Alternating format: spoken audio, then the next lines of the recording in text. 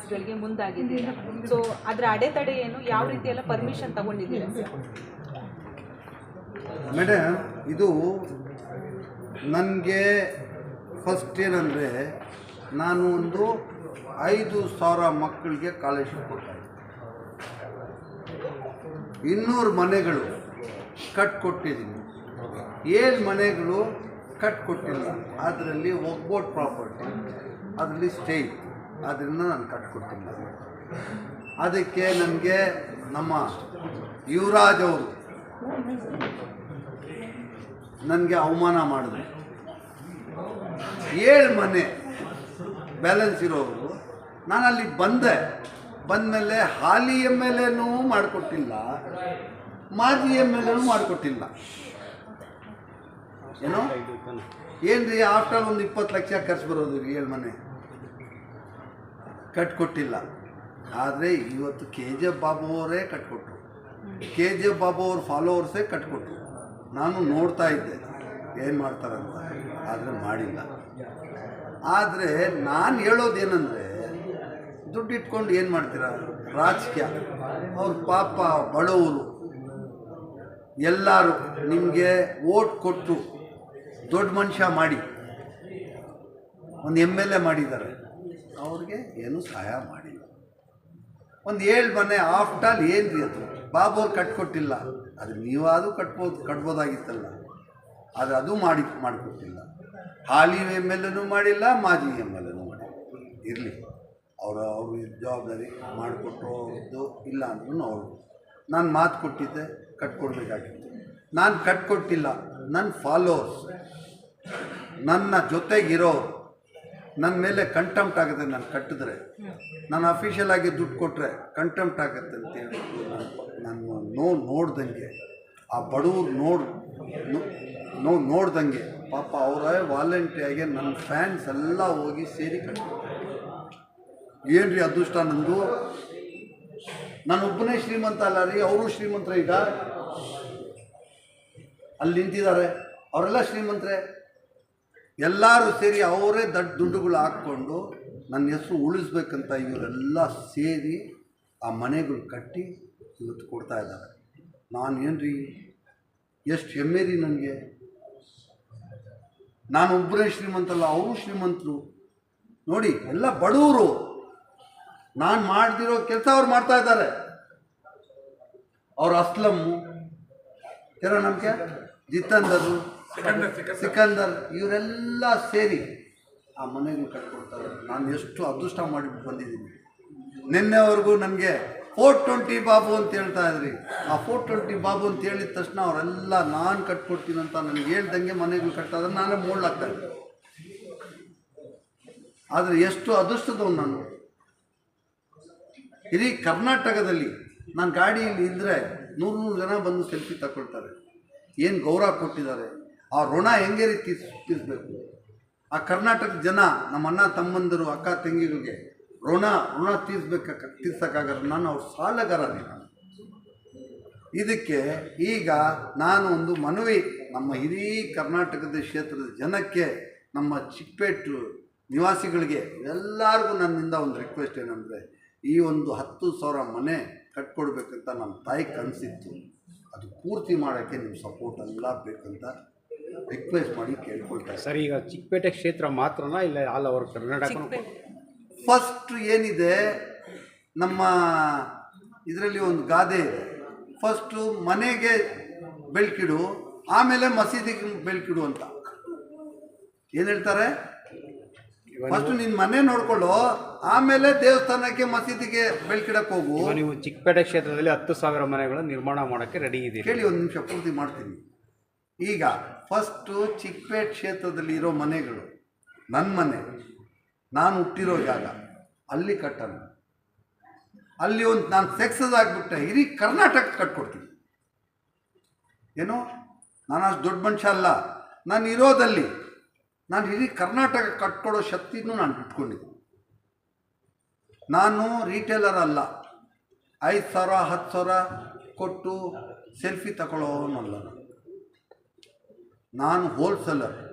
ಏನು ಮಾಡಿದ್ರೂ ಬಡವನಿಗೂ ಮಾಡ್ತೀನಿ, ಶ್ರೀಮಂತರಿಗೂ ಮಾಡ್ತೀನಿ, ಮಿಡ್ಲ್ ಕ್ಲಾಸ್ಗೂ ಮಾಡ್ತೀನಿ, ಒಂದೇ ಸಮಾನವಾಗಿ. 1 ಲಕ್ಷ ಮಕ್ಕಳಿಗೆ ಸ್ಕಾಲರ್ಶಿಪ್ ಕೊಟ್ಟೆ. ಅಲ್ಲಿ ಬಡವನು ಅಂತ ನೋಡಿಲ್ಲ, ನಾನು ಶ್ರೀಮಂತರನ್ನು ನೋಡಿಲ್ಲ. ಶ್ರೀಮಂತರಿಗೂ ಕೊಟ್ಟಿದ್ದೀನಿ, ಬಡವ್ರಿಗೂ ಕೊಟ್ಟಿದ್ದೀನಿ. ಮನೆಗಳು ಬಡವ್ರ ಮನೆಯೇ ಅಲ್ಲ, ಅದ್ರ ಜೊತೆಗೆ ಶ್ರೀಮಂತರ ಮನೆಯೂ ಕಟ್ಕೊಂಡಿದ್ದಾರೆ.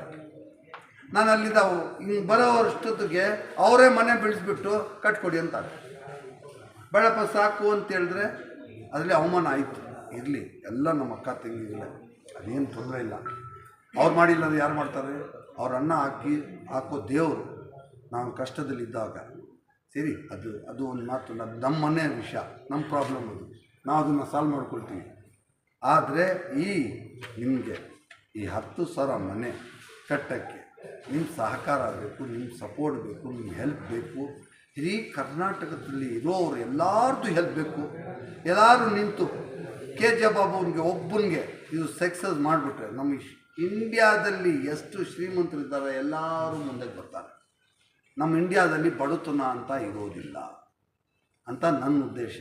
ಇದಕ್ಕೆ ಕಮೆಂಟ್ಸ್ ಮಾಡೋಕ್ಕೆ, ನನಗೆ ಒಂದು ಕೆಟ್ಟ ಹೆಸರು ಹೇಳೋಕ್ಕೆ ಮುಂದೆ ನಾವು ಏನು ಮಾಡಬೇಕು? ಬಾಬುರು ಒಂದು ಒಳ್ಳೆ ಕೆಲಸ ಮಾಡ್ತಾಯಿದ್ದಾರೆ, ಕಮೆಂಟ್ಸ್ ಮಾಡಬೇಕು, ಅವ್ನು ಸಪೋರ್ಟ್ ಮಾಡಬೇಕಂತ ಮುಂದೆಗೆ ನೀವೆಲ್ಲ ಬನ್ನಿ. ನಾಳೆಯಿಂದ ಸ್ಟಾರ್ಟ್ ಮಾಡೋಣ ನಾವು ಕೆಲಸ. ದುಡ್ಡಿದೆ, ಮನಸ್ಸಿದೆ, ಸಪೋರ್ಟ್ ಇಲ್ಲ. ನೀವೆಲ್ಲ ಒಂದೊಂದು ದಿವಸಕ್ಕೆ ಒಂದು 100 ಜನ ನನ್ನ ಜೊತೆಗೆ ನಿಂತ್ಕೊಂಡ್ರೆ ಈ ಮನೆಗಳು ನಾವು ಸಕ್ಸಸ್ ಆಗ್ತೀವಿ. ಆರ್ ವಿ ದೇವರಾಜ್ ಅವ್ರ ಮಗ ಅವ್ರ ಬರ್ತಡೇ ದಿನ ಒಂದು ಮಾತು ಹೇಳಿರು ಯುವರಾಜ್ ಅವರು. ಹಾಂ, KGF ಬಾಬು ನಮ್ಮ ಚಿಕ್ಕಪೇಟೆ ಕ್ಷೇತ್ರಕ್ಕೆ ಬಂದು ನಾವು ಬಿಡ್ಕೊಳಕ್ಕೆ ಜನ ಯಾರು ರೆಡಿ ಇಲ್ಲ.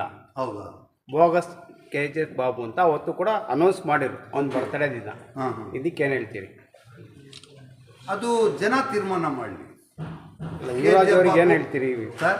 ಯುವರಾಜ್ ಅವ್ರಿಗೆ ಇವಾಗ ಲೆಟ್ರಿಂದ ನೀವು ಏನು ಹೇಳ್ತೀರಿ? ಏನು ಹೇಳಕ್ಕೆ? ಯುವರಾಜ್ ಬಗ್ಗೆ ನಾನು ಏನು ಹೇಳೋಕ್ಕೆ ಇಷ್ಟಪಡಲ್ಲ. ಯಾಕೆ ಅಂದರೆ ಅವ್ರಿಗೆ ಮೆಚ್ಯೂರ್ ಮೈಂಡ್ ಇಲ್ಲ, ಇನ್ನೂ ಚಿಕ್ಕ ಮಕ್ಕಳು ಬುದ್ಧಿ ಇದೆ. 7 ಮನೆ ಕಟ್ಟೋಕ್ಕೆ 600 ಜನಕ್ಕೆ ಕಳಿಸಿದ್ದಾರೆ ಬೇರೆ ಕ್ಷೇತ್ರದಿಂದ. ಚಿಕ್ಕಪೇಟೆ ಕ್ಷೇತ್ರದಲ್ಲಿ ಯಾರೂ ಬರೋಕ್ಕೆ ರೆಡಿ ಇರಲಿಲ್ಲ, ಬೇರೆ ಕ್ಷೇತ್ರದಿಂದ ಬೊಮ್ಮನಹಳ್ಳಿಯಿಂದ ಕಳಿಸಿದ್ದಾರೆ. 10-15 ಲಕ್ಷ ಖರ್ಚು ಮಾಡಿ ಕಳಿಸಿದ್ದಾರೆ. ಅವ್ರ ಬಗ್ಗೆ ಅವ್ರೇನು ನನ್ನ ಮಗ ವಹಿಸಿದೆ, ನಾನು ಅವ್ರ ಬಗ್ಗೆ ಏನು ನನ್ನ ಲೆವೆಲ್ಲೂ ಇಲ್ಲ. ಅವರು ನನ್ನ ವಯಸ್ಸಲ್ಲಿನೂ ನನ್ನ ಲೆವೆಲ್ ಅಲ್ಲ, ಬೇರೆ ರೀತಿಯಲ್ಲಿನೂ ನನ್ನ ಲೆವೆಲ್ ಇಲ್ಲ. ಅವ್ರ ಬಗ್ಗೆ ನಾನು ಹೇಳೋಕ್ಕೆ ಇಷ್ಟಪಡಲ್ಲ. ಅದಕ್ಕೆ ಜನ ತೀರ್ಮಾನ ಮಾಡಿ, ಜನ ಹೇಳಿ ಏನು ಬೇಕು. ಸರ್, ಈಗ ಚಿಕ್ಕಪೇಟೆಯಲ್ಲಿ 10,000 ಮನೆ ಕಟ್ಟಕ್ಕೆ ರೆಡಿ ಇದ್ದೀರಿ. ಇದಕ್ಕೆ ಪರ್ಮಿಷನ್ ಎಲ್ಲ ಬಂದರೆ ನಿಮ್ಮ ಜೊತೆಗೆ ಸಾಕಷ್ಟು ನಿಮ್ಮ ಲೆವೆಲ್ ಇರೋರು ಯಾರು ಸಪೋರ್ಟ್ ಕೂಡ ಮಾಡ್ತಾರೆ. ಬೇರೆ ಏನು ಸಪೋರ್ಟ್ ಯಾರು ಬೇಕಾಗಿಲ್ಲ. ನನ್ನ ಶಕ್ತಿ, ನಮ್ಮ ಇಡೀ ಕರ್ನಾಟಕದ ಜನಶಕ್ತಿ ಇದೆ. ನನಗೆ ಮತಗಳು ಕೊಟ್ಟಿದ್ದಾರಲ್ಲ 22,000 ಜನ, ಅವ್ರ ಶಕ್ತಿ ಇದೆ. ಅವ್ರ ಶಕ್ತಿ ಇರೋವಾಗ ನನಗೆ ಬೇರೆಯವ್ರ ಸಪೋರ್ಟ್ ಏನು ಬೇಕು? ಏನು ಬೇಕಾಗಿಲ್ಲ. ನನಗೆ ನಮ್ಮೆಲ್ಲ ಸಪೋರ್ಟ್ ಬೇಕು. ಅದನ್ನು ಬಿಟ್ಟು ನಮ್ಮ ಮೀಡಿಯಾದವರು ಇಡೀ ಕರ್ನಾಟಕದ ಶಕ್ತಿ ಬೇಕು. ಸರ್, ಈಗ ಉತ್ತರ ಕರ್ನಾಟಕ ಕಡೆ ಭಾಳ ಬಡತನ ಭಾಳಷ್ಟು ಇದೆ. ನಾವು ಇಂಥ ಒಂದು ಒಳ್ಳೆಯ ಕಾರ್ಯ ಮಾಡ್ತಾ ಇದ್ದಾರೆ, ಮನೆ ಕಟ್ಕೊಡುವಲ್ಲ. ಆ ಥರ ಬಗ್ಗೆ ನೀವು ಯಾಕೆ ಉತ್ತರ ಕರ್ನಾಟಕದ ಪಾಪ ಕೆಲವು ತಾಂಡಗಳಾಗಿರ್ಬೋದು, ಬೇರೆ ಬೇರೆ ಪ್ರದೇಶಗಳಲ್ಲಿ ಇನ್ನೂ ಕೂಡ ಮನೆಯಿಂದ ಹಸುವಿಂದ ಭಾಳಷ್ಟು ಜನ ಬಡತನದಲ್ಲಿ ಇನ್ನೂ ಬರ್ತಾರೆ. ಅಂಥವನ್ನ ಗುರುಸಿ ಒಂದು ಸಾಮಾಜಿಕ ಸೇವಾ ಕಾರ್ಯವನ್ನು ಯಾಕೆ ಮಾಡೋದು? ಈಗ ಒಂದು ಮಾತು ಇದರಲ್ಲಿ ಒಳ್ಳೆ ವ್ಯಾಲಿಡ್ ಪಾಯಿಂಟ್ ಹಾಕಿ.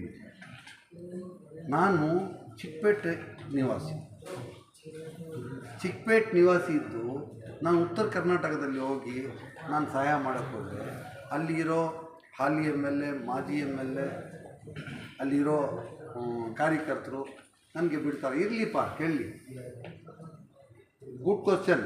ನೀವು ಎಲ್ಲ ಓಪನ್ ಆಗಿ ಕೇಳ್ಬೋದು, ಏನು ಭಯ ಬೀಳಬಾರ್ದು. ಇನ್ನೂ ಏನಾದರೂ ಇದ್ರೂ ಕೇಳ್ಬೋದು, ನಾನು ಉತ್ತರ ಕೊಡ್ತೀನಿ. ಆದರೆ ಅಲ್ಲಿ ಹಾಲಿ MLA, ಮಾಜಿ MLA, ಅಲ್ಲಿ ಕಾರ್ಯಕರ್ತರು ಅದಕ್ಕೆಂದ ಆ ಊರಲ್ಲಿ ಆ ಕ್ಷೇತ್ರದಲ್ಲಿ ಕೆಲಸ ಮಾಡಿರೋರು ನನಗೆ ಜಾಗ ಕೊಡ್ತಾರೆ. ಉತ್ತರ ಹೇಳಿ ಸಾಹೇಬ್ರೆ, ಕ್ವಶನ್ ಮಾಡಿದ್ರಿ. ಯಾಕಂದ್ರೆ ಅಲ್ಲಿ ಜನ ನಿಮ್ಮನ್ನ ಅಕ್ಸೆಪ್ಟ್ ಮಾಡ್ತಾರೆ. ಅಲ್ಲಲ್ಲ, ಒಂದು ಹೆಲ್ಪ್ ಮಾಡೋದಕ್ಕೆ ಅದಕ್ಕೆ ಖಂಡಿತವಾಗಿ ಅಕ್ಸೆಪ್ಟ್ ಮಾಡ್ತಾರೆ. ಎಕ್ಸೆಪ್ಟ್ ಮಾಡಲ್ಲ. ಅಲ್ಲಿ ಲೋಕಲ್ ಲೀಡರ್ಸ್ ಮತ್ತು ಮಾಜಿ MLA, ಹಾಲಿ MLA ಇವ್ರು ಸಪೋರ್ಟ್ ಕೊಟ್ಟರೆ ನಾನು ಅಲ್ಲಿ ಕೆಲಸ ಮಾಡ್ಬೋದು. ಚುಕ್ಕೆ ರೋಗ. ಅರ್ಥ ಆಯ್ತಾ? ಅವರು ಮಾಜಿ MLA, ಹಾಲಿ MLA ಮತ್ತು ಅಲ್ಲಿರೋ ಕಾರ್ಯಕರ್ತರುಗಳು, ಅಲ್ಲಿರೋ ಲೀಡರ್ಸ್ಗಳು ಎಕ್ಸೆಪ್ಟ್ ಮಾಡಬೇಕಂದ್ರೆ ಅವ್ರು ಕರೆದ್ರೆ ಮಾತ್ರ ನಾನು ಹೋಗೋಕ್ಕೆ ಸಾಧ್ಯ. ನಾನೇ ವಾಲಂಟ್ರಿಯಾಗಿ ಹೋದರೆ ಅಲ್ಲಿ ಕಾಂಟ್ರವರ್ಸಿ ಆಗುತ್ತೆ, ಜಗಳಗಳು. ಆದ್ದರಿಂದ ನಾವು ಸಹಾಯ ಮಾಡೋಕ್ಕೆ ಹೋಗಿ ಎಲ್ಲ ಒಂದು ಬ್ಲ್ಯಾಕ್ ಮಾಡಿ ತಗೊಂಡು ಬರೋಕ್ಕಾಗತ್ತಾ? ಸರ್ ಸ್ವಲ್ಪ ಮಸೀದಿ ಬಗ್ಗೆ ನೀವು ಚೆಕ್ಸ್ ಎಲ್ಲ ಕೊಟ್ಟಿದ್ದು ರಿಫಂಡಬಲ್ ಆಗಿದೆ, ಅದ್ರ ಬಗ್ಗೆ ಸ್ವಲ್ಪ ಹೇಳಿ. ಒಳ್ಳೆ ಪಾಯಿಂಟ್, ಗುಡ್ ಕ್ವಶನ್. ಇದು ವೆರಿ ಗುಡ್ ಕ್ವಶನ್. ಮಸೀದಿ ಬಗ್ಗೆ ನೋಡಿ, ನಾನು ಇವಾಗ ಭಾಳ ನೋವಿಂದ ಹೇಳ್ತೀನಿ. ಏನಂದರೆ ನಮ್ಮ ಮಸೀದಿ ಎಲ್ಲಿ ಹೋದ್ರೇನು ಬಾಬೋರೆ ಒಂದು DC ಇದ್ದರೆ, ಬಾಬೋರೆ ನಿಮ್ಮವರೇ, ಯಾರಲ್ಲಿ DC ಯಾರಂದರೆ ಅವ್ರು ಯಾರೋ ನಿಸಾರ್ ಅಹಮದ್ ಅಂತಿದ್ದಾರೆ.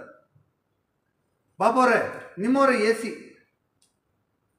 ಬಾಬೋರೆ ನಿಮ್ಮವರೇ ತಹಸೀಲ್ದಾರ್, ಬಾಬೋರೆ ನಿಮ್ಮವರೇ ಸರ್ಕಲ್ ಇನ್ಸ್ಪೆಕ್ಟ್ರು ಅಂತ ಆ ಒಂದು ಪದ ಬಂದಿದೆ. ಆ ಪದದಿಂದ ನೋವಾಗುತ್ತೆ. ಏನಾಗುತ್ತೆ? ಜಾತಿ ತರಬೇಡಿ ಇಲ್ಲಿ. ಅರ್ಥ ಆಯ್ತಾ? ನಾನು ಸಂಪಾದನೆ ಮಾಡಿದ್ರು ಯಾರಿಂದ? ನಮ್ಮ ಮುಸಲ್ಮಾನರಿಂದ ಅಲ್ಲ, ಹಿಂದೂಗಳಿಂದ, ನಮ್ಮ ಹಿಂದೂ ಅಣ್ಣ ತಮ್ಮಂದರಿಂದ ನಾವು ಸಂಪಾದನೆ ಮಾಡಿರೋದು. ನಾನು ಇವತ್ತು 7,000 ಕೋಟಿಗೆ ಬಂದಿರೋದು. ನಮ್ಮ ಮುಸಲ್ಮಾನರು 10% ಸಂಪಾದನೆ ಕೊಟ್ಟಿರ್ಬೋದು, 90% ಸಂಪಾದನೆ ಕೊಟ್ಟಿರೋದು ಸಿಸ್ಟರ್, 90% ಸಂಪಾದನೆ ಕೊಟ್ಟಿರೋದು ಹಿಂದೂಗಳೇ. ನಾನು ಅವ್ರಿಗೆ ಸಾಲಗಾರ, ಅವ್ರ ಋಣ ತೀರ್ಸೋಕ್ಕಾಗಲ್ಲ. ಒಂದು ಏನಂದರೆ ಆ ಪದ ಇದೆ ನೋಡಿ, ಬಾಬೋರೆ ನಿಮ್ಮವರೇ, ನಮ್ಮವರಲ್ಲ, ನಮ್ಮವ್ರು ನಮಗೆ ಸಪೋರ್ಟ್ ಮಾಡಲ್ಲ, ನಮ್ಮವರೇ ನಮ್ಮ ಕಾಲು ಇಳಿಯೋರು. ನಮ್ಮ ಹಿಂದೂ ಬ್ರದರ್ಸ್ಗೆ ಗೊತ್ತಿರೋದೇನು ನಮ್ಮವ್ರು ಅಂತಾರೆ. ನಮ್ಮವ್ರು ಯಾರೂ ಇಲ್ಲ, ಯಾರಿಗೂ ಸಪೋರ್ಟ್ ಮಾಡಲ್ಲ. ನಮ್ಮವ್ರ ಸಪೋರ್ಟ್ ಇದ್ದಿದ್ದು ನಾನು MLA, ಇವತ್ತು ಮಿನಿಸ್ಟ್ರು.